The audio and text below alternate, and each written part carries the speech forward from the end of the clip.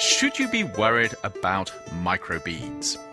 Pick up a bottle of facial scrub and there's a chance it'll contain these really small beads of plastic.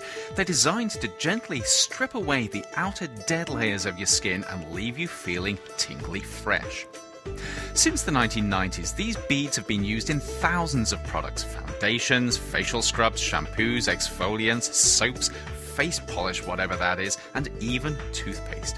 They're typically around 1 millimeter or less in diameter, so similar in size to a grain of sugar.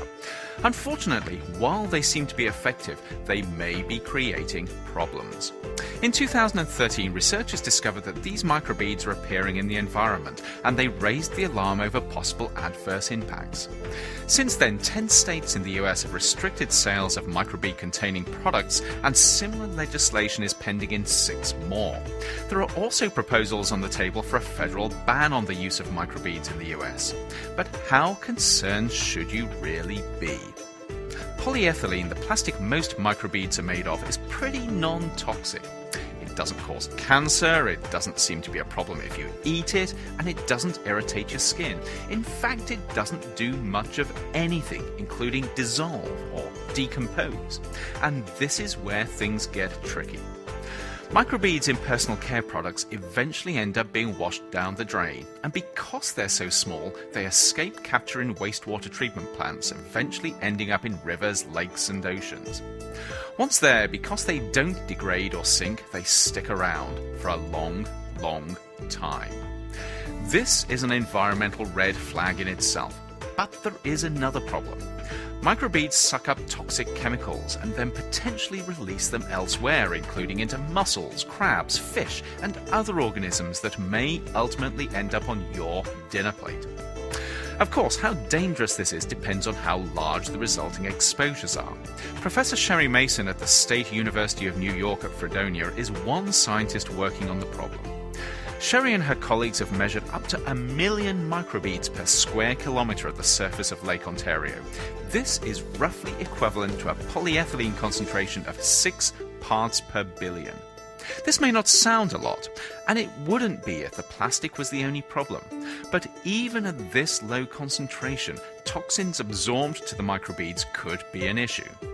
To make matters worse, organisms that do take up beads concentrate them into a smaller volume, potentially leading to higher exposures. And this isn't an issue confined to microbeads. Microplastics, millimeter-sized fragments of the plastic rubbish we're continually dumping into the environment, also suck up toxins and pass them up the food chain. But microbeads certainly add to the problem.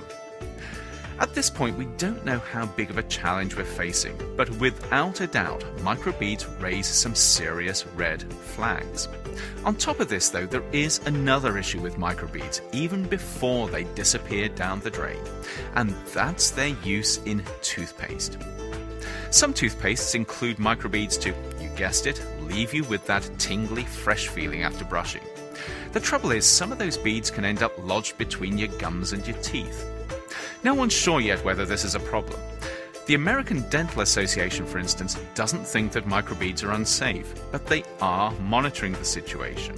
That said, some dental professions are worried that because microbeads stick around for so long, getting them lodged in your gums could potentially increase the chances of developing diseases like gingivitis.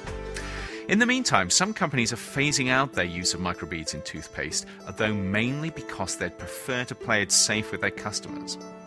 The bottom line is there's a lot we still don't know about the potential risks of microbeads, but given their size, persistence, and propensity to soak up toxic chemicals, there's a pretty good chance that they'll end up causing harm somewhere. So next time you reach for the facial scrub or the microbead soap, you might just spare a thought to future generations who are going to have to clean up the mess that you may just be contributing to. For more information on microbeads, do check out the links in the blurb below, and as always, stay safe.